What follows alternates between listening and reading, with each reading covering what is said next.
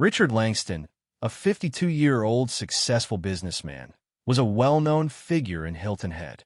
As the owner of one of the region's most thriving construction firms, Langston Construction Group, he built a reputation for excellence. His company handled a broad range of residential and commercial projects, including luxurious homes and upscale resorts across the island. Richard's meticulous attention to detail, professionalism, and sharp business acumen earned him widespread respect and a steady stream of high-value contracts. But Richard wasn't just a powerful businessman. He was also deeply embedded in the local community. He was a proud sponsor of the annual charity golf tournament, which raised money for local schools and hospitals. His contributions to the growth and prosperity of Hilton Head were substantial. Many regarded him as the embodiment of the American dream, a self-made man who had built everything from the ground up. Richard lived in an opulent oceanfront home he had personally designed and constructed. It was a striking testament to his success, spacious, elegant, and equipped with state-of-the-art technology. He shared the home with his wife, Lauren Langston. Lauren had a son from a previous marriage, Ethan, whom Richard had legally adopted and raised as his own. To outsiders, Richard and Lauren seemed to have the perfect marriage. They attended public events together, supported community causes, and appeared to be deeply involved in family life. But behind closed doors, the relationship was quietly unraveling. Lauren often left for long shopping trips or visits to friends, leaving Richard increasingly isolated, with only his thoughts and buried secrets for company. At work, Richard maintained a reputation as a disciplined, results-driven leader. However, employees began noticing his frequent, unexplained absences. Whispers started to spread, suggesting that Richard's priorities might lie elsewhere, beyond the scope of construction and corporate meetings. Indeed, outside the office, Richard led a double life. He frequented exclusive clubs and upscale hotels where he met with men, always discreet, always careful. These encounters were more than casual diversions. They were a form of escape from the pressure, expectation, and identity he had spent years cultivating. Richard's relationship with Ethan also took a troubling turn. After graduating college, Ethan moved back home, and Richard began showering him with financial support, lavish gifts, debt payments, and an open wallet. Most assumed this generosity stemmed from fatherly pride. In truth, a much darker emotional undercurrent lay beneath. While Richard's friends and business associates continued to see a man who had everything under control, internally, he was spiraling. The mounting stress, personal and professional, began to chip away at his mental and emotional stability. His feelings for Ethan intensified, evolving into something far beyond a paternal bond. Richard tried, at first, to suppress those feelings, but as time passed, resisting them became impossible. By early March, he began paying more attention to Ethan, spending more time together, seeking ways to grow closer. Eventually, he invited Ethan on a business trip to a nearby city. After wrapping up their meetings, they checked into a hotel and shared a room for the night. That evening marked a pivotal moment. In the privacy of the hotel room, they had their first honest and vulnerable conversation. What followed was the beginning of a secret sexual relationship, one they both agreed to keep hidden from the world. They understood the consequences, the devastation it could cause, and yet they couldn't stop. This hidden relationship left Richard deeply conflicted. He was torn. On one side, his growing attachment to Ethan, and on the other, the weight of guilt and fear. The closer they became, the more Richard realized he was trapped in a web of his own making, and he didn't know how to break free. Richard Langston knew deep down that he was crossing every moral and familial boundary imaginable. His guilt weighed heavily on him, and in an effort to both compensate for his actions and tighten his emotional grip on Ethan, he became increasingly generous. He paid off Ethan's debts, lavished him with expensive gifts, and catered to his every need. In turn, Ethan began relying more and more on his stepfather, something that filled him with confusion and inner turmoil. While struggling with his personal demons, Richard continued to operate his thriving construction company. But the success of Langston Construction Group wasn't built on clean hands. To maintain high profit margins, Richard became entangled in illegal activities tied to public tender contracts and building material deals. Using his influence within local government circles, he manipulated the bidding process, sometimes resorting to bribes to secure contracts. One of his key accomplices in these schemes was Mark Rivera, the owner of a major construction supply company. Together, they devised a network of fraudulent deals, overcharging clients and using substandard materials, all for maximum financial gain. The profits were immense, but so were the risks. Each deal pulled Richard deeper into a criminal underworld he could no longer walk away from. As the pressure mounted, Richard feared that his carefully crafted double life was on the verge of collapse. He knew that if either his secret relationship with Ethan or his shady business practices were exposed, it would destroy everything: his career, his family, and his reputation. Anxiety gripped him, and he turned increasingly to alcohol to dull the rising panic. He became irritable, withdrawn, and paranoid, changes his colleagues and friends couldn't help but notice. Ethan, too, was cracking under the strain. He realized that what was happening between him and Richard couldn't continue. Their relationship had crossed lines that should never have been approached. He began distancing himself, avoiding Richard when possible. But Richard wouldn't let go. He insisted on keeping their relationship alive, and when Ethan pulled away, Richard threatened to reveal some of his secrets, manipulating him with fear and guilt. Desperate for a way out, Ethan started contemplating how he could free himself from the suffocating situation. Meanwhile, Richard's criminal dealings were becoming increasingly unstable. Mark Rivera had begun to suspect that Richard wanted to abandon their illegal operations and go legitimate to salvage what was left of his reputation. Sensing betrayal, Mark began to apply pressure, warning Richard that if he walked away, their entire scheme could be exposed. Richard found himself trapped between a collapsing business empire, a toxic and forbidden relationship, and looming criminal exposure. Each day felt heavier than the last. Secrets, lies, and shame pressed down on him from all directions. Then came April 15th, 2023. At 8 a.m., Lauren Langston woke as she did every morning. She went to the kitchen to prepare breakfast and noticed Richard wasn't in bed. At first, she thought nothing of it. He had recently started taking early morning runs, so she assumed he'd be back soon. But as time passed, Richard still hadn't returned. Concern crept in. Lauren called his phone, no answer. Her worry intensified. She searched the house and wandered outside, calling his name. When there was still no sign of him, she began to feel a deep unease. Eventually, she made her way to Richard's study. The door was ajar. Something felt off. A book lay on the floor. Next to it, a bloody fingerprint. Lauren froze. She pushed the door open slowly and stepped inside. There, in the center of the room, lay Richard Langston. His body was face down in a pool of blood. His skull had been crushed, and his body bore multiple wounds, likely from a blunt object. The room was in complete disarray. Lauren let out a piercing scream and stumbled backward, overwhelmed with horror. Tears streamed down her face as she fumbled for her phone and dialed 911. Her voice trembled as she spoke to the operator. Though barely coherent, she managed to convey the message. Her husband was dead, and she was at their home. Within minutes, police and emergency responders arrived.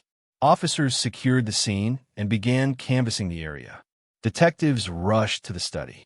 Lauren, still in shock, was led to another room, where she was gently questioned and comforted. The investigation had only just begun, but the scene inside the study told a story drenched in blood and buried secrets. Furniture had been overturned, and books and papers were scattered across the floor, clear signs of a possible struggle. On the desk, detectives spotted a broken photo frame containing a family portrait of Richard, Lauren, and Ethan. They collected it as potential evidence. After a preliminary inspection, medical examiners confirmed that Richard had died from multiple severe blows to the head and body. The nature of the wounds suggested a sudden and violent attack, likely catching Richard off guard. This led detectives to suspect that he may have known his attacker and didn't expect the assault, prompting them to consider the possibility that the killer was someone close to him. As the investigation continued, Richard's body was transported to the morgue for a full autopsy to determine the precise cause of death.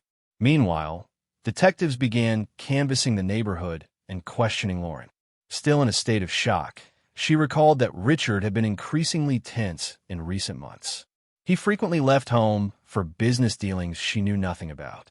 Lauren also admitted that Richard and Ethan had a complicated relationship, though she never imagined it could result in something so devastating. Back inside the Langston residence, the detectives focused on Richard's study. The scene was chaotic. Books and documents were scattered, several drawers had been yanked open, and their contents dumped on the floor. Initially, this level of disarray seemed consistent with a robbery. Detective Adam Carter noted that certain items of potential value were missing, including Richard's luxury watch and a gold pen he always kept on his desk. These observations supported the theory that the murder might have stemmed from a burglary gone wrong. However, as they examined the scene more carefully, inconsistencies began to emerge.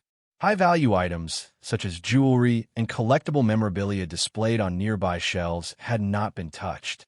Even the cash that Richard kept hidden in a secured safe remained untouched.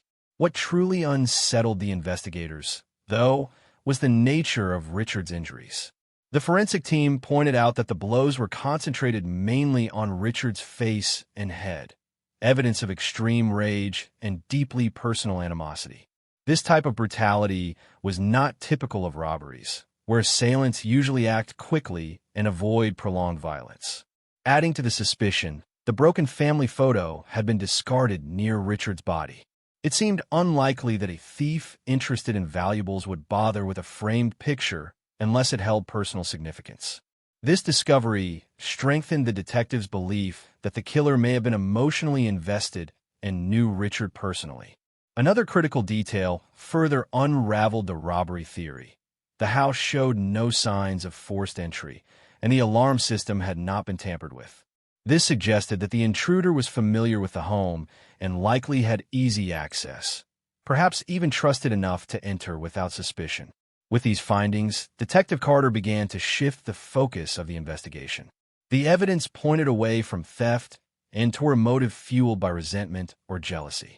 The savagery of the attack, the targeted nature of the wounds, and the untouched valuables all indicated a personal vendetta rather than random violence.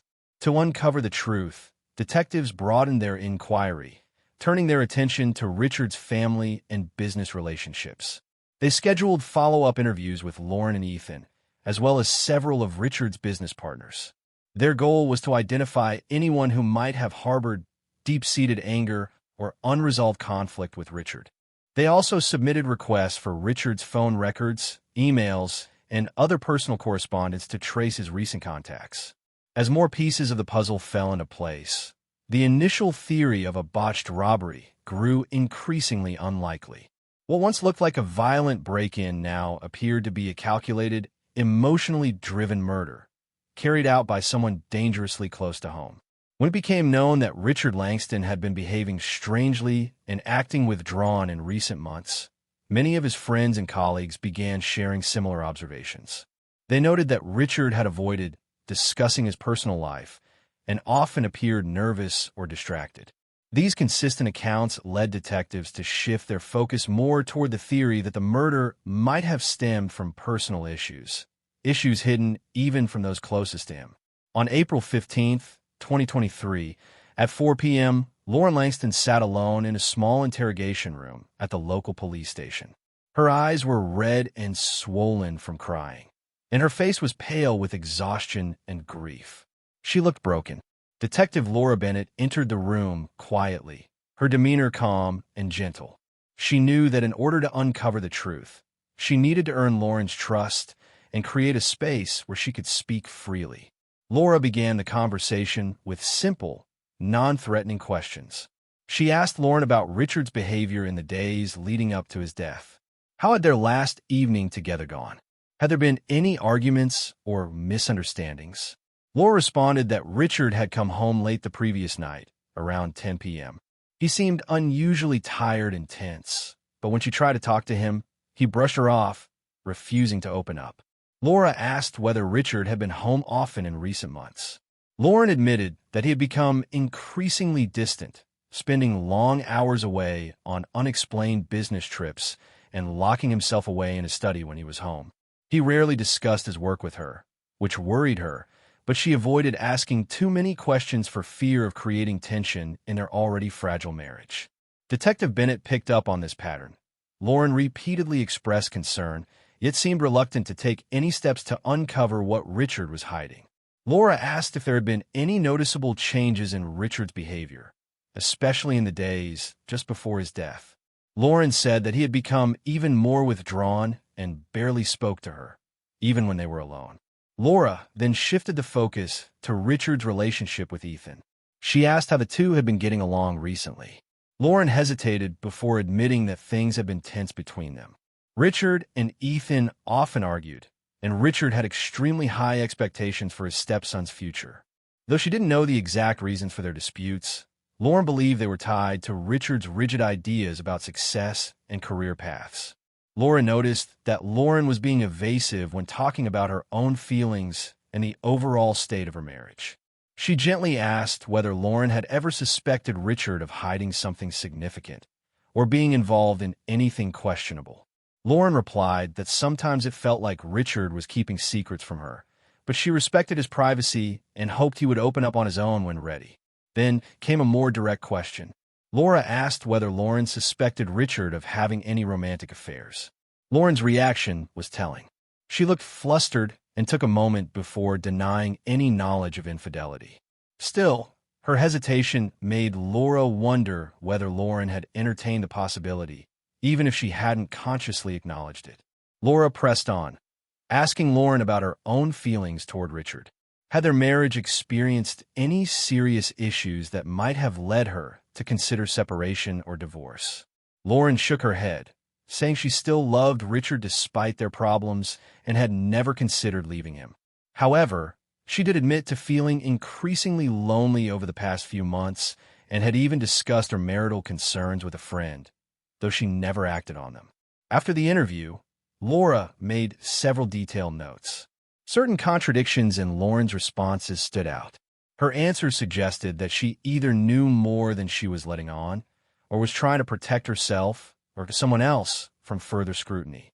Detective Bennett concluded that Lauren and Richard's relationship deserved deeper investigation. Understanding the emotional and interpersonal dynamics in their marriage could provide critical insight into the events leading up to Richard's death. The following day, April 16th, 2023, Laura sat down to review the video recordings of her interview with Richard Langston. She replayed the footage carefully, scanning for subtle clues, moments where facial expressions, tone of voice, or body language might reveal more than the spoken words. Several moments caught her attention, and Laura was ready to dig deeper. Detective Laura Bennett became increasingly concerned when Richard Langston began avoiding direct answers or offering evasive responses during questioning. She grew noticeably anxious whenever the conversation shifted toward personal finances or Richard's relationship with Ethan. Sensing that something important was being withheld, Laura decided to dig deeper into the family's financial affairs to uncover any possible motives or hidden truths.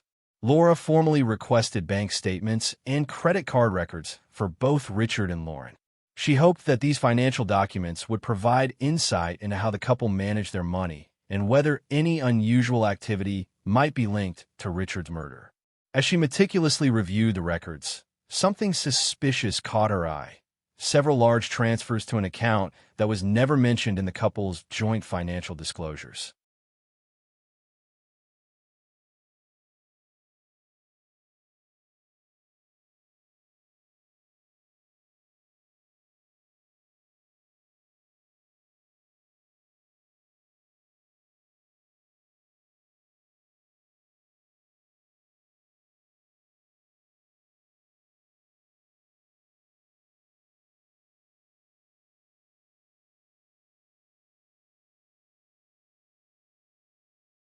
What made it even more alarming was that the hidden account was registered under Lauren's name. It hadn't been referenced in her initial statement, nor was it tied to the family's main accounts. Over the past few months, large sums of money had been moved into that account on a regular basis. The volume and frequency of the transfers raised red flags. Laura called Lauren back for a second interview. When Lauren entered the interrogation room, she looked more anxious than before, though she tried her best to appear composed. Laura presented her with the evidence of the undisclosed account and asked why she had failed to mention it during their earlier discussion. Lauren's composure faltered. Visibly flustered, she claimed that the account was for personal use and that she hadn't believed it was relevant to the investigation. But Laura wasn't convinced. The amounts transferred were far too large for typical personal expenses, and the fact that the account had been kept hidden, especially from Richard, suggested deliberate concealment. Lauren's voice trembled as she attempted to justify her actions, offering vague explanations that only deepened the detective's suspicions. Laura then asked where the money had come from and whether anyone else had access to the account. Lauren hesitated.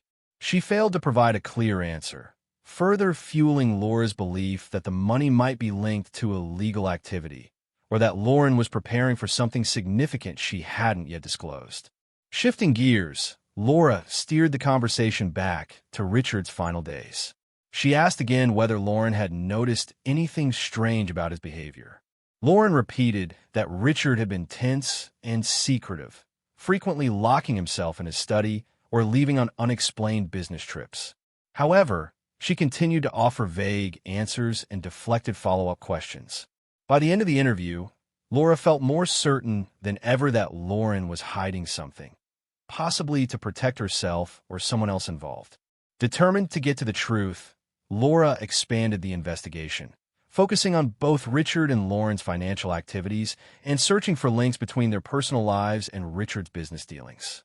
Laura understood that any new evidence might be the key to uncovering a motive and identifying the real killer. On April 17, 2023, she requested additional records related to Richard's business transactions to see how the hidden account fit into the broader financial picture. What she found only deepened her suspicions. Richard himself had transferred large sums of money into Lauren's secret account in the weeks leading up to his death. This raised unsettling questions. Had Richard known about Lauren's secret plans? Or were they involved in a scheme together that had gone wrong? 2 days later, on April 18th at 10 a.m., Ethan Langston was called in for questioning. At 24 years old, Ethan had recently moved back home after graduating from college. When he arrived at the police station, he looked tense and visibly uncomfortable. His hands trembled as he sat across from Detective Bennett. Laura started gently, asking neutral questions to put him at ease and establish rapport. Ethan gave short, general answers about his recent activities and his relationship with his stepfather. But as the interview progressed, Laura noticed his anxiety growing, and she could tell he was holding something back. And Laura was ready to find out what. Ethan often stumbled over his words and avoided eye contact, which immediately caught Detective Laura Bennett's attention. When the conversation turned toward more personal matters, particularly his relationship with Richard, Ethan's composure began to crack. He tried to steer the discussion in another direction, focusing on general family topics, but his hesitation only made his discomfort more obvious. Laura could see the internal tension building and decided to press further. With a firm but calm tone, she asked if there had been any conflicts between him and Richard that he had not previously mentioned. At that moment, Ethan seemed to realize Laura suspected something deeper. He shut down almost completely, his voice trembling as he refused to answer more questions. His hands nervously fidgeted with the edge of the table, and he avoided meeting her gaze. Sensing that Ethan was concealing something significant, Laura shifted her approach. She softened her tone, but remained persistent. Gently, she asked if he and Richard had shared any kind of secret relationship that he was reluctant to reveal. Under mounting pressure, Ethan finally broke down. Tears welled in his eyes as he made a shocking confession. He and Richard had been involved in a secret sexual relationship that began several years earlier, when Ethan was still a teenager. He explained that their relationship had always been emotionally complicated. On one hand, he felt a strange sense of attachment, even love. On the other, He was overwhelmed by guilt and shame. Ethan admitted that the relationship hadn't been entirely mutual. Richard, he said, had used his power, influence, and emotional manipulation to maintain control. Whenever Ethan tried to leave, Richard threatened to expose everything to Lauren, Ethan's mother, and ruin his life. The fear of that fallout kept Ethan trapped. Laura listened carefully, realizing she was uncovering a dark and hidden aspect of Richard's life that no one else had known about. Ethan revealed that his dependency on Richard wasn't just emotional. It was financial as well. Richard had paid for his education, cleared his debts, and routinely bought him expensive gifts. These acts of financial support only deepened Ethan's sense of entrapment. He felt as if there was no way out.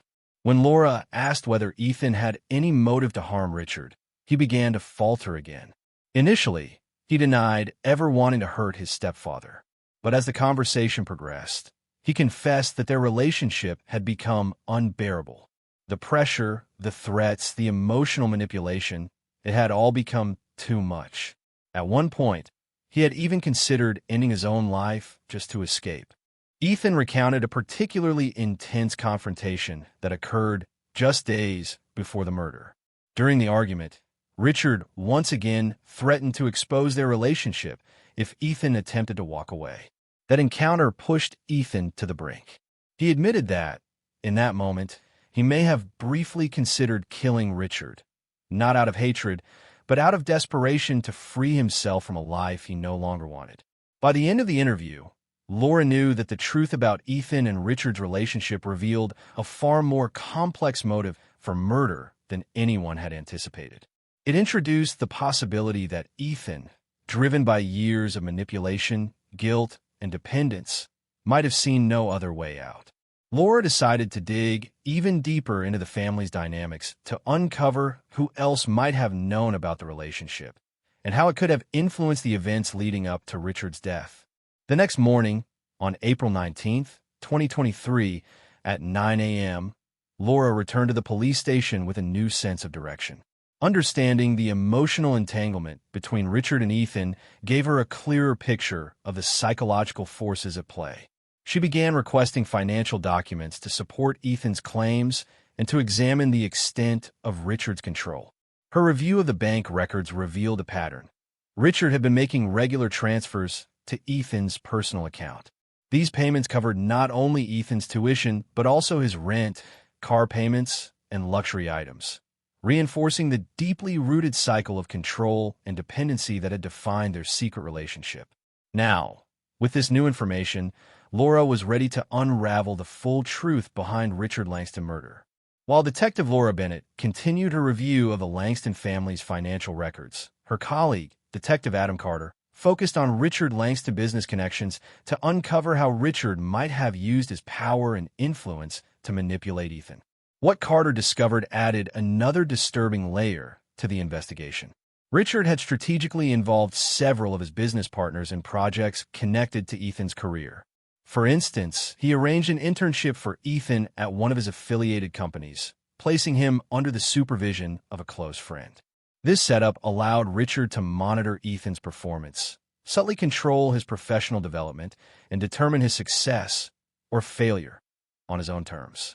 Laura's findings further deepened the understanding of Richard's grip on Ethan. She discovered that Richard had even used his contacts within law enforcement to shield Ethan from legal consequences. A few years earlier, Ethan had been detained for a traffic violation and minor vandalism. However, thanks to Richard's influence, the incident was quietly dismissed and never made it to court. It was yet another sign of how deeply Richard had inserted himself into every aspect of Ethan's life, intensifying his sense of dependence and helplessness. Even more telling were the emails and messages recovered between Richard and Ethan. In them, Richard repeatedly reminded Ethan that everything he had, the education, the career, the lifestyle, was because of him. Some messages were especially threatening, where Richard warned that he would cut off all financial support and destroy Ethan's future if he didn't obey. These exchanges confirmed Ethan's earlier claims that he had been emotionally manipulated and controlled. After reviewing the evidence together, Laura and Carter concluded that Richard had not only controlled Ethan's professional trajectory, but also micromanaged his personal life. Laura recalled Ethan's words during his confession, the feeling of being trapped, seeing no way out. This level of emotional and psychological control could explain why Ethan might have felt driven to break free in the most drastic way possible. As the investigation progressed, more connections between Richard's business dealings and his toxic relationship with Ethan came to light. Richard had repeatedly threatened to expose their secret relationship if Ethan attempted to live independently or distance himself. This fear of exposure, combined with financial dependence, likely explains why Ethan, despite wanting to escape, remained under Richard's oppressive control. Laura realized that all the evidence pointed toward a chilling reality. If Ethan had committed the murder, it was likely under immense emotional and psychological duress brought on by years of manipulation. These revelations also raised new questions. Had others known about the situation? Were family members or business associates aware and simply chose to remain silent, unwilling to get involved in what they saw as a private family matter? On the morning of April 20th, 2023, at 9:01 a.m., with a clearer understanding of Richard's manipulation, Laura returned to the Langston residence. This time, she focused her search on Richard's private study, suspecting it might contain documents he deliberately kept hidden. Inside the study, Laura's attention was drawn to a large, antique wooden desk. It was clearly of personal significance, with numerous drawers, some of them locked. She requested tools from her team and began carefully unlocking each compartment. After a few minutes, Laura opened one of the locked drawers and discovered a stack of letters tied neatly with a leather cord. Each letter was written in Richard's own handwriting. They weren't addressed to anyone, but rather written like diary entries, deeply personal reflections that chronicled his thoughts and emotions over the years. As she read through them, Laura noticed the letters dated back several years, starting around the time Ethan returned home from college. One letter, dated September 2022, particularly stood out. In it, Richard admitted to having deep, complicated feelings for Ethan, feelings that he confessed went far beyond what would be expected of a father. He wrote of his fear that if these feelings ever came to light, it would destroy his reputation, his business, and his entire life. The letters revealed a secret side of Richard, one filled with obsession, shame, and fear. And they brought Laura one step closer to the truth. When Richard felt that his control over the situation was slipping, his private writings began to reflect his growing fear and desperation. In a letter dated December 2022, he confessed that Ethan had started resisting his influence. Their once controlled relationship had become strained, and Richard feared that Ethan might reveal their secret, something that would destroy both his career and his family. He wrote anxiously about ways to regain control, but admitted he couldn't see a clear solution. By February 2023, Richard's tone had shifted from concern to deep anxiety. In one entry, he described feeling increasingly alienated from Ethan and even sensed threats, subtle or overt, emerging from their interactions. He confessed that he feared for his own safety and expressed regret, admitting he might have made a grave mistake by allowing Ethan into his life in such an intimate way. Richard also revealed that he was plagued by nightmares in which their secret was exposed, triggering a public scandal. Detective Laura Bennett continued reading through the letters, gaining chilling insight into Richard's troubled mind. By March 2023, his writings reflected a man in turmoil. He was now seriously contemplating how to end the dangerous relationship, without losing Ethan, and more importantly, without facing exposure. One of the final letters, written just weeks before his death, was filled with despair. Richard admitted that things had gone too far, that the situation was out of his hands, and that he no longer knew how to escape the consequences of his own actions. Laura took the letters as vital pieces of evidence. These deeply personal writings revealed not just Richard's fears and motives, but also the toxic emotional entanglement that had developed between him and Ethan. The letters painted a picture of obsession, control, shame, and desperation. They also hinted at actions Richard might have taken in his final days, measures to protect his secret at all costs. After completing her analysis, Laura shared her findings with her team. She emphasized that the letters were a breakthrough in the case, showing that Richard's fear of exposure may have led him to make reckless decisions, potentially escalating tensions with Ethan and contributing to the chain of events that ended in tragedy. On the morning of April 21st, 2023, at 9 a.m., the investigation continued with renewed focus. With Richard's personal letters now part of the official case, Laura and her team turned their attention to his business connections. One name stood out: Harold Blake, a former business partner with whom Richard had ended a professional relationship about a year earlier. At the time, their split was described as amicable. But Laura sensed there was more beneath the surface. She requested records and background information on Harold Blake and discovered that his financial situation had sharply declined following the end of his partnership with Richard. What caught her attention even more was that Harold had repeatedly reached out to Richard for help, pleas that had been ignored. The rejection may have bred resentment and planted the seeds of animosity. Laura arranged to question Harold. During the interrogation, he appeared nervous and evasive. But when Richard's name came up, his demeanor changed. He grew visibly agitated. Pressed further, Harold finally cracked. He revealed that he had discovered Richard's secret sexual relationship with Ethan accidentally, after stumbling upon compromising messages on a phone Richard had left behind during a meeting. According to Harold, he had used this explosive information to blackmail Richard, demanding financial support to keep quiet. Richard complied for a while, paying him substantial sums. But about a year ago, Richard cut him off and warned him that if he ever tried to expose the secret, Richard would destroy Harold's reputation in the business world. Laura now began to suspect Harold's involvement in Richard's murder. But the case took another unexpected turn. During the ongoing investigation, another shocking revelation surfaced. Richard's wife, Lauren Langston, had been having a secret affair with Harold Blake. Laura uncovered emails exchanged between Lauren and Harold that had spanned several months. These messages revealed they weren't just in contact. They were deeply entangled in each other's lives, emotionally and possibly conspiratorially. The web around Richard's death was growing darker and more complex by the day. As new evidence continued to surface, it became clear that more players were involved in Richard Langston's downfall than initially suspected.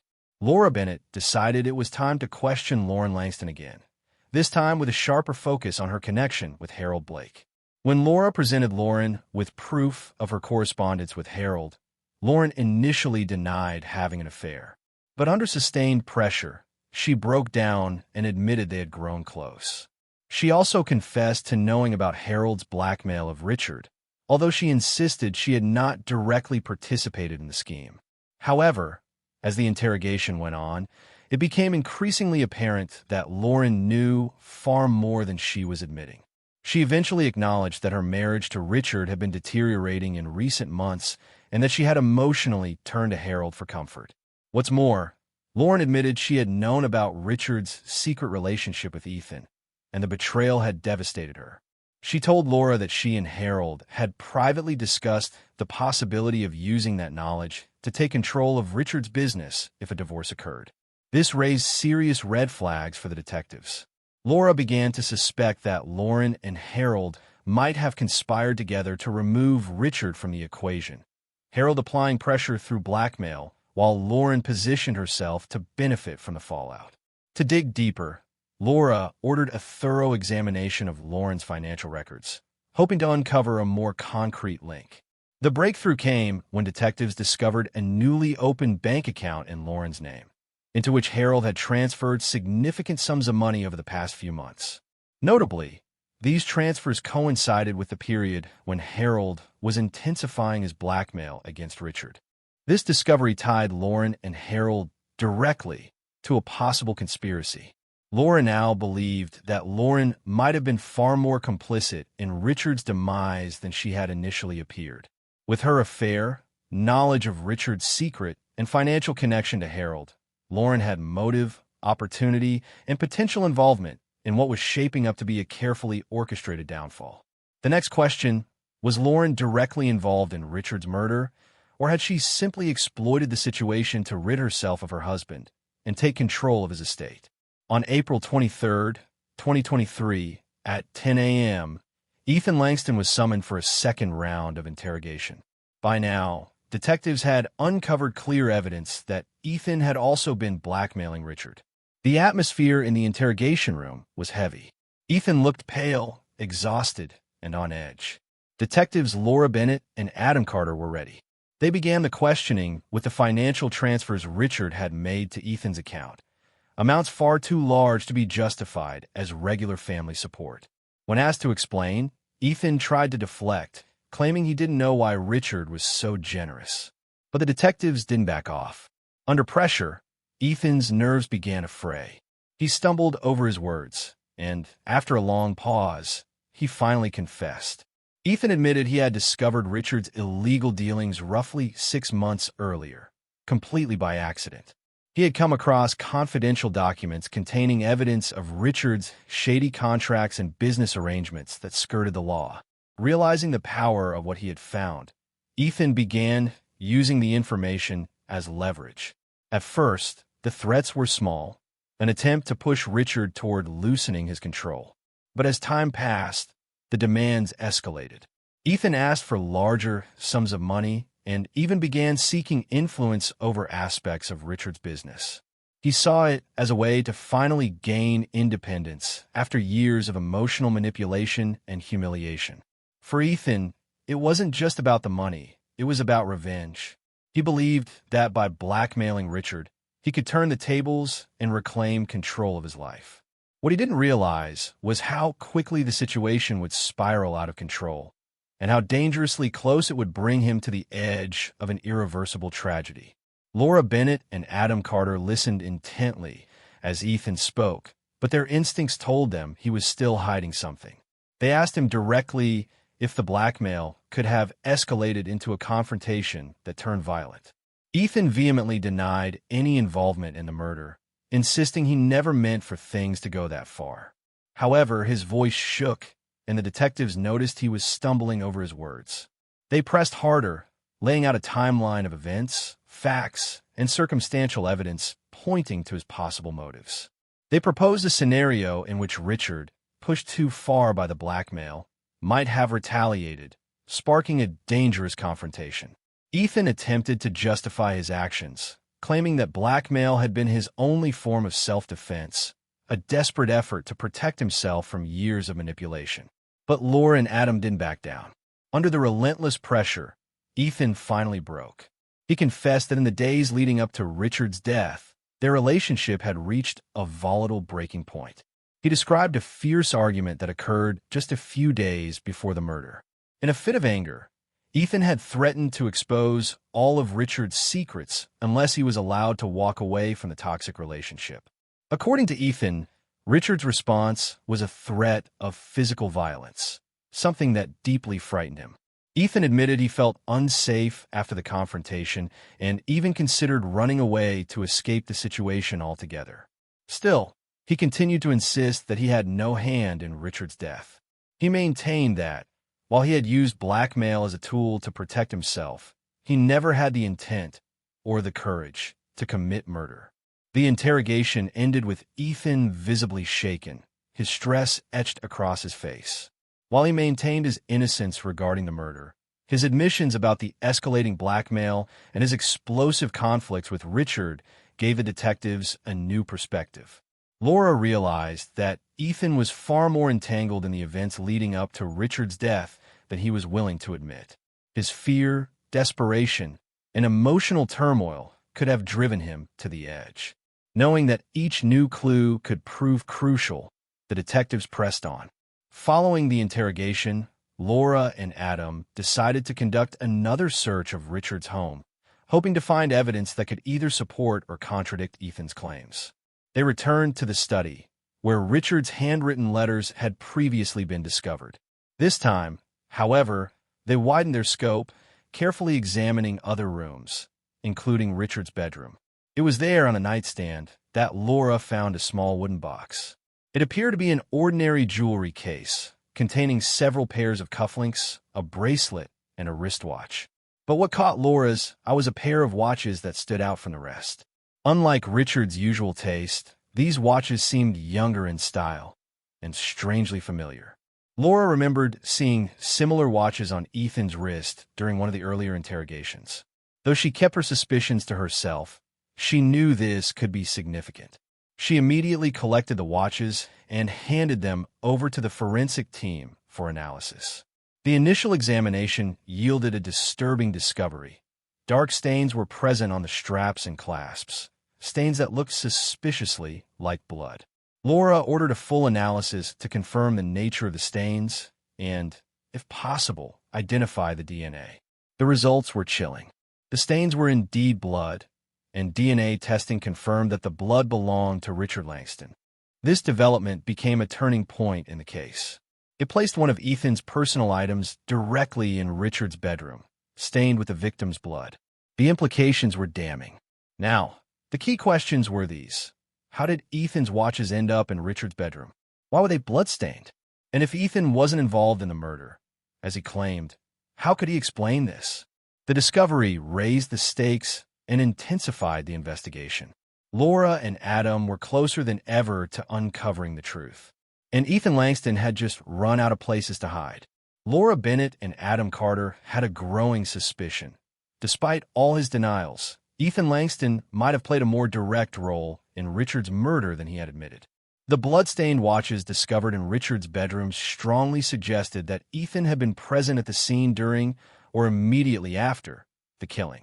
The presence of Richard's blood on items belonging to Ethan also pointed to a possible physical confrontation between the two men that may have escalated fatally. The detectives knew it was time to confront Ethan again, this time with the watches as the central piece of evidence. Laura carefully crafted a line of questioning designed to corner him into explaining how his watches ended up in Richard's bedroom, and more importantly, how they came to be stained with blood. She believed this could be the moment that finally revealed the truth about what really happened that night. As the case grew more tangled, new revelations continued to reshape the investigation. With critical evidence linking Ethan to the scene, Laura and her team shifted focus once again, this time turning their attention back to Lauren Langston. While her involvement in the events remained ambiguous, it was becoming clear that she was hiding far more than she had confessed. Laura decided to re-examine all evidence and documents related to Lauren, paying particular attention to her communication history. As they dug into her phone records, the detectives discovered numerous calls and messages to an unfamiliar number. Further investigation revealed the number belonged to Scott Dwyer, a private investigator Lauren had hired nearly a year earlier. When questioned, Scott Dwyer confirmed that Lauren had employed him to track Richard and Ethan.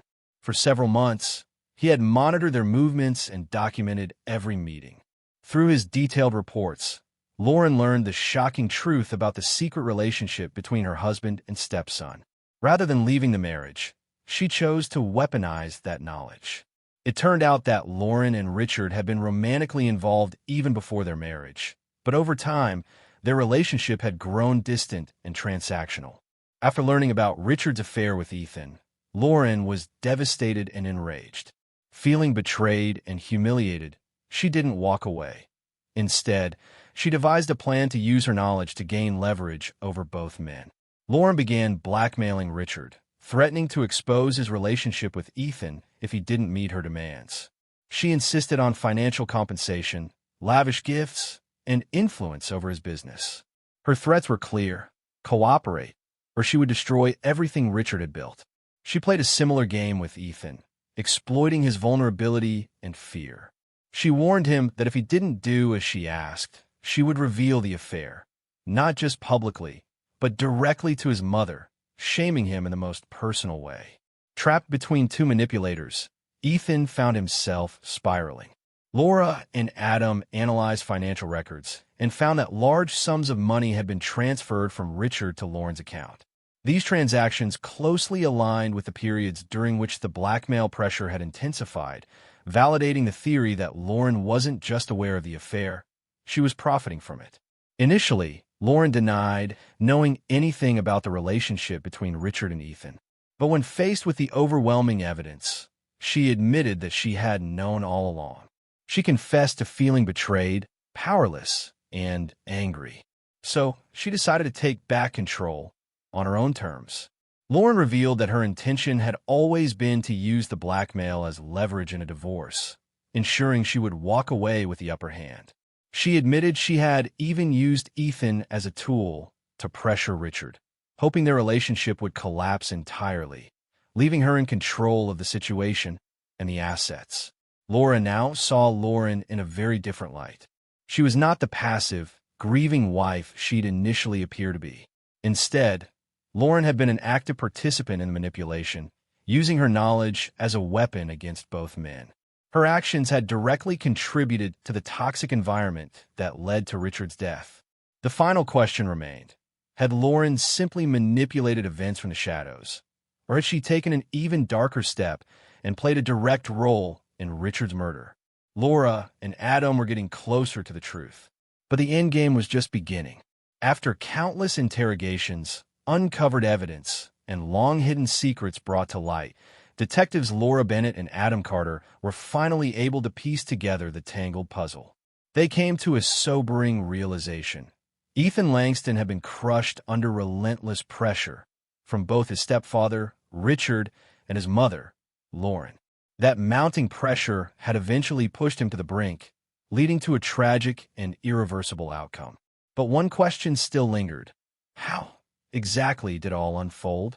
On the morning of April 27th, 2023, at 11 a.m., Laura and Adam summoned Ethan Langston for yet another interrogation. This time they were resolute. Armed with damning evidence and a timeline of events, they were determined to bring the full truth into the light. Ethan entered the room looking pale and visibly exhausted from weeks of questioning. The weight of suspicion hung heavy on him, and this time he made no attempt to mask his anxiety.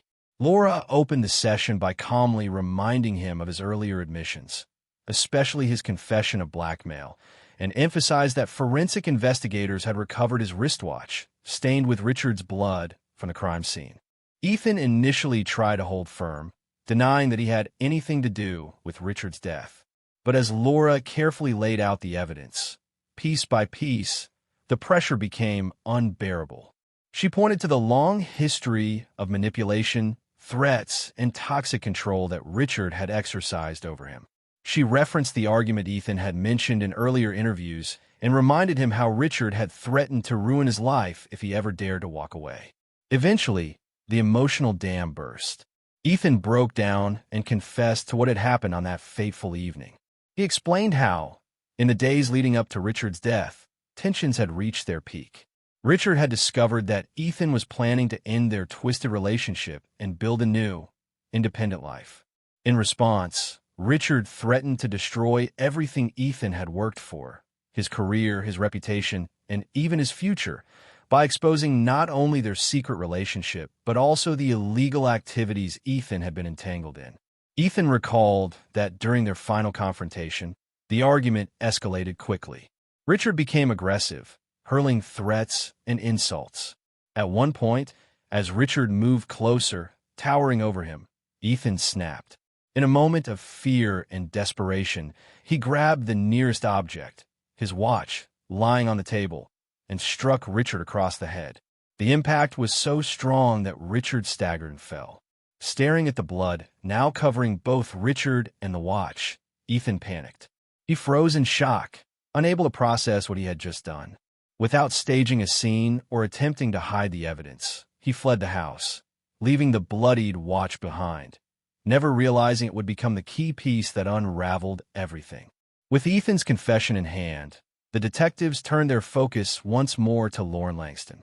They had long suspected she was playing both sides, but now they needed to prove she had manipulated events to her own advantage. It didn't take long. Laura uncovered that Lauren had exploited the growing conflict between Richard and Ethan. She had known of their secret relationship for months and had quietly prepared legal documents that would transfer control of Richard's business to her in the event of his death or incapacitation. She hadn't just watched the house burn. she had poured fuel on the fire. Phone records and witness interviews revealed that Lauren had subtly stoked the conflict between the two men. She used her knowledge of their vulnerabilities to turn them against each other, hoping it would one day explode and leave her holding all the power. In the end, her plan succeeded, but at a cost she couldn't have fully predicted. Laura and Adam concluded that while Ethan had delivered the fatal blow, Lauren had set the stage. Her calculated manipulation and hunger for control had lit the match. On July 5, 2023, at 9 a.m., the trial of Ethan Langston commenced at the Hilton Head District Court. The entire town was riveted. The courtroom overflowed with reporters, neighbors, former friends of the family, and curious locals eager to see how the harrowing saga would conclude. The prosecution wasted no time. They painted Ethan as a cold-blooded killer who had meticulously planned the attack. They highlighted the key evidence: the watch stained with Richard's blood, and Ethan's confession, in which he admitted he could no longer endure his stepfather's manipulation. The prosecutor argued that Ethan was not simply a victim of circumstance, but a young man who had made a deliberate, deadly choice. And so, the final chapter of this tragic story began to unfold in court, where justice, one way or another, would finally be served. The prosecution argued that Ethan Langston wasn't simply a desperate young man caught in tragic circumstances, but someone who had consciously made the decision to commit murder in order to free himself from Richard's control. Meanwhile, Ethan's defense centered on his fragile emotional state at the time of the crime. His attorney claimed that Ethan had lived under constant psychological pressure and manipulation from his stepfather, which had driven him to the edge of a nervous breakdown. The defense insisted that the murder occurred during a state of temporary insanity, during which Ethan could no longer regulate his emotions. Witnesses took the stand to corroborate Ethan's story. Several family friends and former colleagues of Richard Langston testified that he was a domineering, manipulative figure. These statements strengthened the defense's portrayal of Ethan as a young man trapped in an unbearable situation, pushed to his limits by a controlling stepfather who had threatened to destroy his life if he ever stepped out of line. A pivotal moment in the trial came with the testimony of a psychological expert. The court-appointed psychologist confirmed that Ethan suffered from post-traumatic stress disorder, PTSD, brought on by prolonged emotional abuse from Richard. According to the expert, Ethan was in a state of acute emotional instability at the time of the murder and was not capable of fully understanding the consequences of his actions. The psychologist emphasized that his mental state was consistent with temporary insanity. However, during cross-examination, the prosecutor pushed back hard. They argued that Ethan's actions were not impulsive, but showed signs of planning.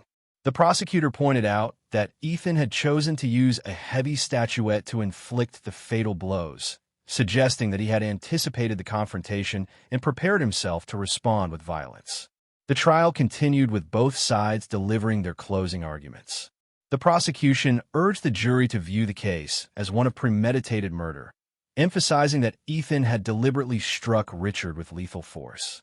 The defense, in contrast, asked the jury to consider the years of emotional manipulation, threats, and fear that had led Ethan to act out of desperation, not malicious intent.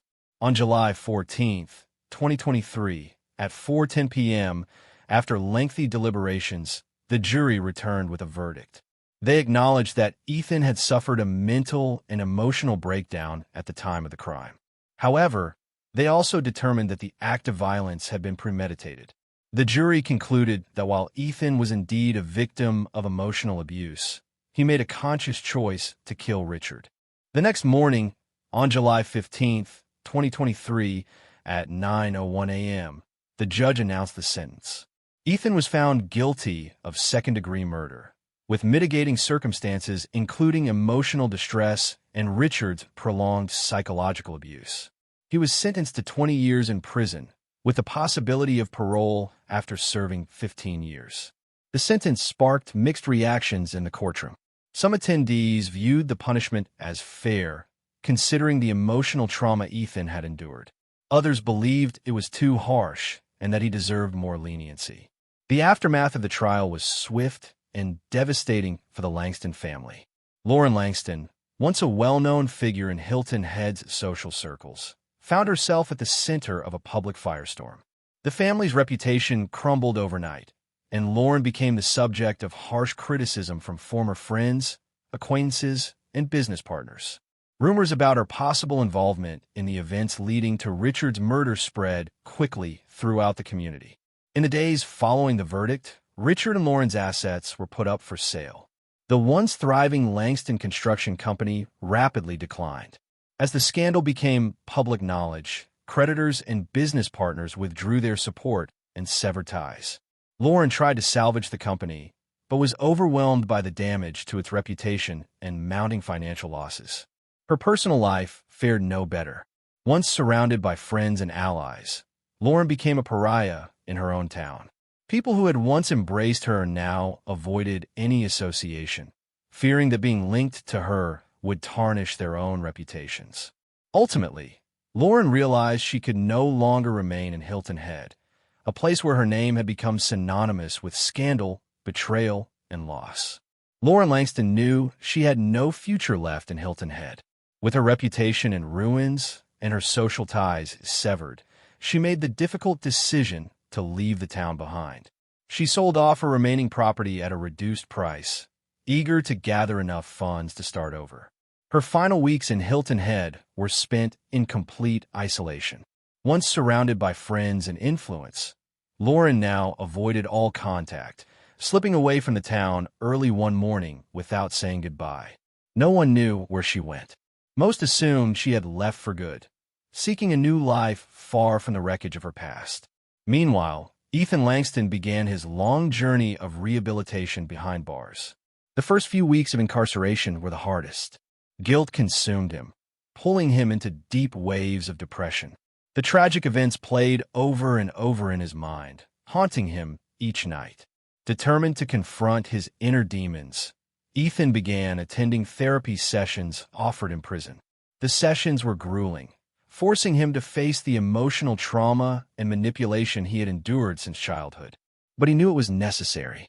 Healing, he understood, would not come quickly. It would demand time, discipline, and inner strength. Gradually, Ethan began rebuilding himself from the inside out. He took up exercise to maintain his physical health and redirect his mind from darker thoughts. He enrolled in educational programs, hoping that knowledge might give him purpose and direction once he was free again. In time, Ethan formed a small circle of friends, other inmates who, like him, were wrestling with their own regrets and trying to change. Their understanding and support became a lifeline. In their shared experiences, Ethan found something unexpected: acceptance and the strength to keep going.